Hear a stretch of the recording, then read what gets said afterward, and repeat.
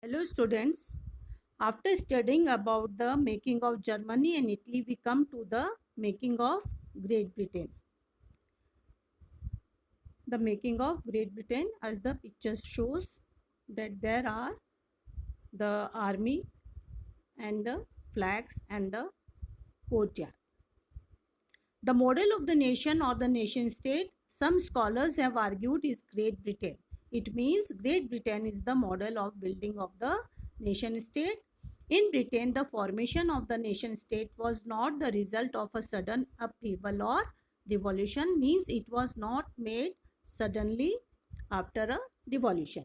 Now, this is a map celebrating the British Empire, in which at the top angels are shown carrying the banner of freedom. At the top we can see that, and in the foreground Britannia, the symbol of the British nation, is triumphantly sitting over the globe. In the center we can see Britannia sitting over the globe. The colonies are represented through images of tigers, elephants, forest and primitive people. It shows that Britain had rule over many countries of the world. As we can see here in the orange color, Australia, India and South Africa are clearly visible. The domination of the world is shown as the basis of Britain's national pride. Means Britain had dominated the world, and that was considered its national pride. The making of Great Britain was the result of a long drawn out process. There was no British nation prior to the 18th century. Before the Great Britain, there were four different island groups that we will come to know about. The primary identities of the people who inhabited the British Isles were ethnic ones, means cultural, such as English, Welsh, Scot, or Irish. All of these ethnic groups had their own culture and political traditions. But as the English nation steadily grew in wealth, means the wealthy one was the English one, importance and power, it was able to extend its influence over the other nations of the island. Means the most powerful and wealthy nation was England.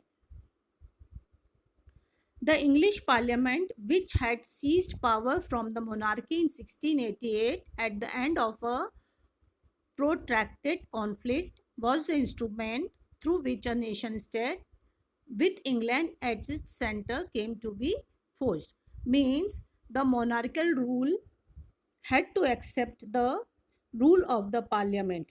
England is the, Great Britain is the nation which has dual rule. Means there is a rule of the monarchy as well as the parliament, democratic rule as well as the monarchical rule.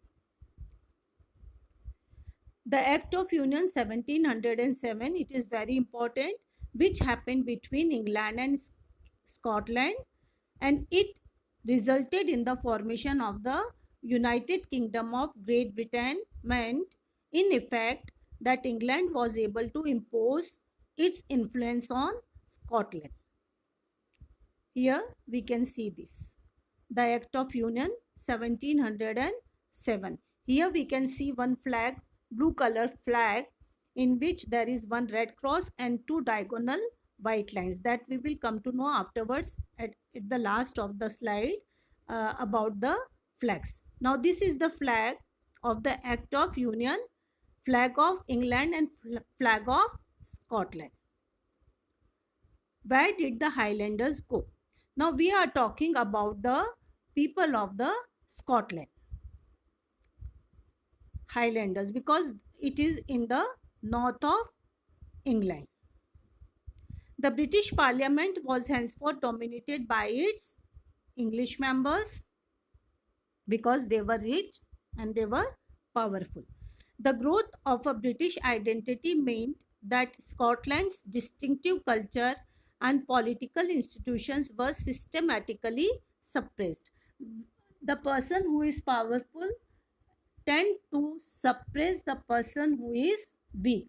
So the English people were systematically suppressing the Scottish people.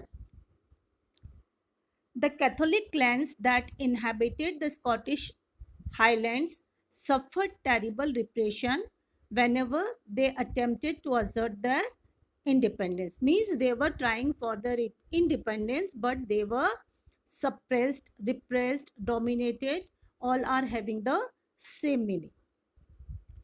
The Scottish Highlanders were forbidden to speak their Gaelic language. Means they were not allowed to speak their language, which is known as the Gaelic, or wear their national dress, and large numbers were forcibly driven out of their homeland. Now here is the Irish rebellion in Ireland. We have studied about the Scotland. Now we will come to know about the Ireland. England, Scotland, Ireland, and Wales. 4 nations are there, in which we will be studying about the Scotland that we have already studied. Now we will study about Ireland. Ireland suffered a similar fate, means as the Scotland had suffered.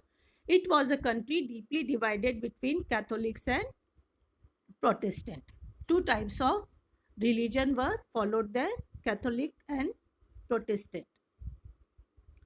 The English helped the Protestants of Ireland to establish their dominance over a largely Catholic country. Already we have seen Catholic were suppressed by the Protestant of England. In the same manner, Catholics were suppressed here in the Ireland also by the Protestant who were residing in Ireland, and they were helped by the English. Here is the picture of Ireland.